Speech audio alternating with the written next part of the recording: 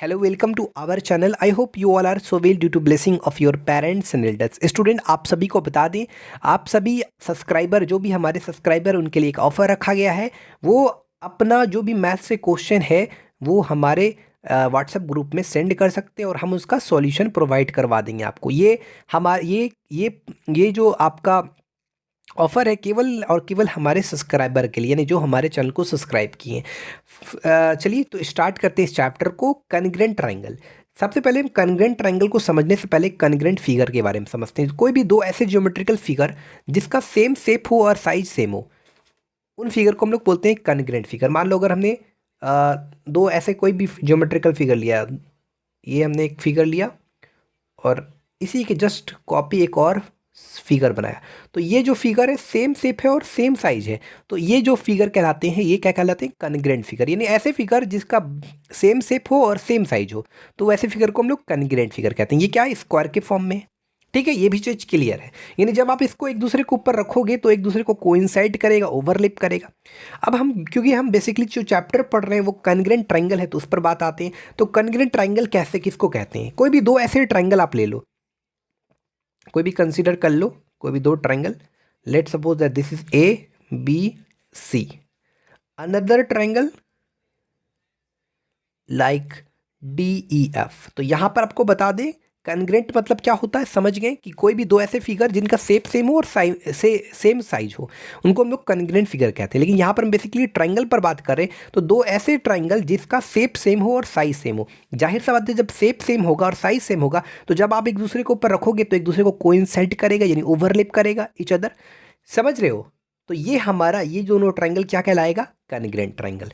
तो हियर यहाँ पर जाहिर सा बात है ये कॉन्ग्रुएंट ट्रायंगल तभी कहला रहा है क्योंकि इनका शेप सेम और सेम साइज है। अब सेम शेप और सेम साइज मतलब क्या, कि जब आप इसको इसके ऊपर रखोगे तो ए बी जो साइड है डी को, लेट अज्यूम, ऐसा अज्यूम कर लो कि ए बी जो साइड है डी को कोइंसाइड करेगा, और बी सी जो साइड है वो ई एफ को कोइंसाइड करेगा, और ए सी जो साइड है वो डी एफ को कोइंसाइड करेगा। यानी कहीं ना कहीं ये साइड और ये साइड बराबर, और ये साइड और ये साइड बराबर, और ये साइड और ये साइड बराबर। क्यों? क्योंकि ये दोनों ट्रायंगल कॉन्ग्रुएंट है। अब जाहिर सा बात है, शेप सेम है और सेम साइज है, तो इनके जो एंगल्स होंगे, एक ट्रायंगल के 6 पार्ट होते हैं, ये एंगल और ये एंगल। जाहिर सा बात है एंगल जब आप इसको इसके ऊपर रखोगे तो एंगल बी जो है कोइंसाइड करेगा इस एंगल ई को, कहीं ना कहीं ये दोनों बराबर है। ये दोनों एंगल बराबर है आपके, ये दोनों। उसके बाद ये दोनों एंगल बराबर है, ये वाले ये वाले। तो ये भी चीज़ क्लियर हो गया। यहाँ पर एक चीज़ आपने जाना कि जब भी कोई भी दो ट्रायंगल कॉन्ग्रुएंट होते हैं, तो इस इफ़ एंड ओनली इफ, कब कब होते हैं दो ट्रायंगल कॉन्ग्रुएंट? जब उनके जो करस्पॉन्डिंग, जो अब इनके जो 6 पार्ट है, इस ट्रायंगल के 6 पार्ट और इस ट्रायंगल के 6 पार्ट आपस में इक्वल होती हैं। तो यहाँ पर अगर देखा जाए तो दोनों ट्रायंगल क्या है? A triangle A B C is congruent to triangle D E F. तो ये कब होता है? जब ये दोनों ट्रायंगल कॉन्ग्रुएंट कब होता है? जब इनके जो 6 पार्ट हैं, इस ट्रायंगल के 6 पार्ट और इस ट्रायंगल के 6 पार्ट आपस में इक्वल हो जाते हैं। इसका मतलब ए बी जो है क्या हो जाएगा? डी ई के बराबर, ए सी जो है किसके बराबर हो जाएगा? डी एफ के बराबर, और बी सी जो है ई एफ के बराबर होगा। तो याद रखिए, जब भी दो ट्रायंगल कॉन्ग्रुएंट होते हैं तो इनके जो 6 पार्ट हैं, इनके 6 पार्ट आपस में इक्वल। जब तक ये 6 पार्ट आपस में इक्वल नहीं होंगे तो ट्रायंगल क्या होंगे? कॉन्ग्रुएंट नहीं कहलाएगा। ये भी चीज़ क्लियर है। तो एक चीज़ आपने समझा, और एंगल जो ए है वो बराबर है एंगल डी के, एंगल बी जो है वो बराबर है एंगल ई के, एंड एंगल सी जो है वो बराबर है एंगल एफ के। तो ये चीज़ आपने समझा, किसके 6 पार्ट, इसके 6 पार्ट इक्वल है। अब आता है स्टूडेंट को दिक्कत क्या होता है कि सर अगर हमने किसी भी दो ट्रायंगल को अगर हमने कॉन्ग्रुएंट प्रूफ करना, तो उसके लिए क्या हम क्या ये ज़रूरी है कि हम इस ट्रायंगल के 6 पार्ट और इस ट्रायंगल के 6 पार्ट को इक्वल करें तभी दो ट्रायंगल कॉन्ग्रुएंट होगा? बाज़ वक्त 6 पार्ट और 6 पार्ट इक्वल नहीं हो पाता है, इतना पार्ट्स इस पार्ट के इक्वल नहीं हो पाता है।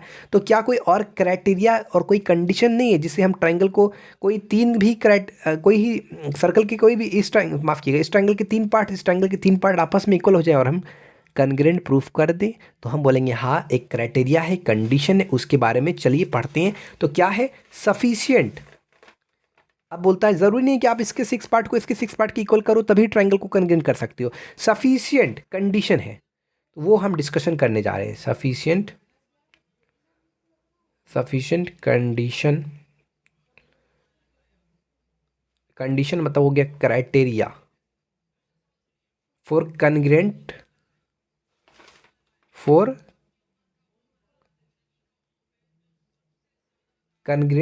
Of a triangle. ध्यान देखिएगा, कॉन्ग्रुएंट का जो सिंबल होता है, साइन होता है, ये वाला होता है, ठीक, ये भी चीज़ क्लियर। तो क्या क्या सफिशिएंट कंडीशन है? तो पहला कंडीशन लिखिएगा एंगल, एंगल साइड। दूसरा कंडीशन लिखिएगा एंगल साइड एंगल। तीसरा जो कंडीशन लिखिएगा साइड साइड साइड। चौथा जो कंडीशन लिखिएगा आप SAS साइड एंगल साइड। जो पांचवा कंडीशन रखिएगा तो राइट हाइपोटेन्यूज साइड। तो ये क्राइटेरिया अगर किसी ट्रायंगल में, दो ट्रायंगल में अगर पूरा हो जाता है, अगर ये क्राइटेरिया हो जाता है, तो उस ट्रायंगल को हम लोग, उस दोनों ट्रायंगल को क्या बोलेंगे? Congruent triangle. किसके अकॉर्डिंग? ये यानी इसका मतलब है कि अब हम इसको समझते हैं, ठीक है। यानी इसका कहना है कि कोई भी तीन पार्ट इस तीन पार्ट के इक्वल हो जाए तो उस केस पर ट्रायंगल कॉन्ग्रुएंट हो जाएगा। अब तीन पार्ट कौन कौन से हो सकते हैं? Angle angle side, angle side angle, side side side, side angle side, right hypotenuse side. अब समझते हैं इसके बारे में। सबसे पहला हम पॉइंट एंगल एंगल साइड पर आते हैं। तो यहाँ पर अगर दो आपके पास ट्रायंगल दिया हुआ है, एक ट्रायंगल ABC, दूसरी ट्रायंगल दिया हुआ है DEF। अब यहाँ पर देखा जाए तो ये वाले ट्रायंगल में ये एंगल आपका 60 डिग्री और ये एंगल आपका 70 डिग्री, ये एंगल 60 डिग्री और ये एंगल 70 डिग्री, और ये साइड बराबर है। तो यहाँ पर ध्यान देंगे, ये एंगल 70 डिग्री, तो यहाँ पर ध्यान देंगे ये एंगल और बराबर ये एंगल। इस ट्रायंगल में ये एंगल और ये एंगल बराबर है, ये एंगल और ये एंगल बराबर, और ये साइड बराबर है। यानी ये दोनों ट्रायंगल जो कॉन्ग्रुएंट है, triangle ABC is congruent to triangle DEF। अब क्या क्राइटेरिया है? तो यहाँ पर आपको क्राइटेरिया लिखना, bye angle angle side criteria. Triangle congruent हुआ किसके अकॉर्डिंग? एंगल एंगल साइड के मुताबिक। तो यह हमारा पहला पॉइंट हमारा क्लियर हो गया, क्लियर तरीके से, ठीक है। अब यहाँ पर एक चीज़ लिखने का तरीका, बहुत लोग इसको लिखने में गलती करते हैं। जैसे अगर आपने देखो क्या गलती करते हैं, हम बताते हैं। जैसे हमने लिख दिया ट्रायंगल ABC लिख दिया और लिख दिया कॉन्ग्रुएंट टू, मान लो लिख दिया यहाँ पर DFE। तो ये चीज़ हमारा गलत हो गया। अब कैसे गलत हुआ? तो ध्यान देना, यहाँ पर देखो ये एंगल और ये एंगल B है, ये एंगल E है, आपस में इक्वल है। तो ये दोनों क्या है? Corresponding angles. यहाँ पर AB जो साइड है DE साइड को ओवरलैप कर रहा है। जब आप रखोगे तो AB और DE क्या है? करस्पॉन्डिंग साइड है। यहाँ पर ये करस्पॉन्डिंग एंगल करा रहे हैं, यहाँ पर करस्पॉन्डिंग साइड है, तो साइड करस्पॉन्डिंग साइड बोलेंगे ना। तो यहाँ पर देखो जो ये एंगल B है किसके बराबर? एंगल E के। तो देखो एंगल B जो है, यहाँ पर सेकंड लेटर कौन सा? एंगल B, और यहाँ पर सेकंड लेटर कौन सा है? F आ रहा है, जबकि यहाँ पर E आना चाहिए। देखो पहला पॉइंट। उसके बाद देखो एंगल C, यहाँ पर कहाँ पर लास्ट लेटर है, तो लास्ट लेटर में कौन सा आना चाहिए? F आना चाहिए था। यहाँ पर कहाँ आ रहा है? नहीं आ रहा है। अब यहाँ से चेक करो, देखो यहाँ पर देखो एंगल B एंगल E के बराबर, तो सेकंड लेटर में B है, तो यहाँ भी सेकंड लेटर में E है। यहाँ थर्ड लेटर कौन सा एंगल? ये एंगल C, 70 डिग्री। यहाँ पर भी देखो थर्ड, ये एंगल F, यहाँ पर भी थर्ड लेटर। तो ये तरीका राइट मेथड है, ठीक है। इसके प्रोसेस वाइज भी समझिए, क्लियर तरीके से समझिए। उसके बाद आप देखो साइड आधार पर भी चेक कर सकते हो। देखो यहाँ पर देखा जाए तो AC किसके बराबर है? AC जो है DF के बराबर है। तो देखो यहाँ पर फर्स्ट लेटर लो और लास्ट लेटर लो, तो फर्स्ट लेटर लोगे और लास्ट लेटर लोगे तो AC आएगा, और यहाँ पर भी फर्स्ट लेटर लोगे और लास्ट लेटर लोगे तो DF आ रहा है। तो जाहिर सा बात है AC बराबर DF। तो ये है तरीका लिखने का। आइए, जो जैसे इक्वल उसी आधार पर भी लिखना है आपको। यहाँ पर देखो फर्स्ट लेटर AC किसके बराबर? DF। तो फर्स्ट लेटर में D आना चाहिए और लास्ट लेटर में F आना चाहिए। कहाँ? तो ये रॉन्ग है लिखने का तरीका, ठीक है। क्लियर तरीके से समझ में आ गया। तो एंगल एंगल साइड क्राइटेरिया हो गया। अब आते हैं एंगल साइड एंगल। दो ट्रायंगल है, अब एंगल साइड एंगल, ये मान लो ये एंगल 60 डिग्री, ये साइड, ये एंगल भी 60 डिग्री, और ये एंगल आपका लगभग 70 डिग्री। तो ध्यान दीजिएगा, मान लो ABCPQR, ये एंगल 70 डिग्री। तो ध्यान दीजिएगा, ये वाले एंगल 60, ये एंगल 60, ये साइड बराबर, ये एंगल और ये एंगल बराबर। तो ये दोनों triangle A B C is congruent to triangle P Q R किसके अकॉर्डिंग? बाय एंगल, फिर साइड आएगा, फिर angle, angle side angle criteria. तो इसको भी उसी तरह लिखना है, ध्यान से देखिएगा। यहाँ पर एंगल ए किसके बराबर है?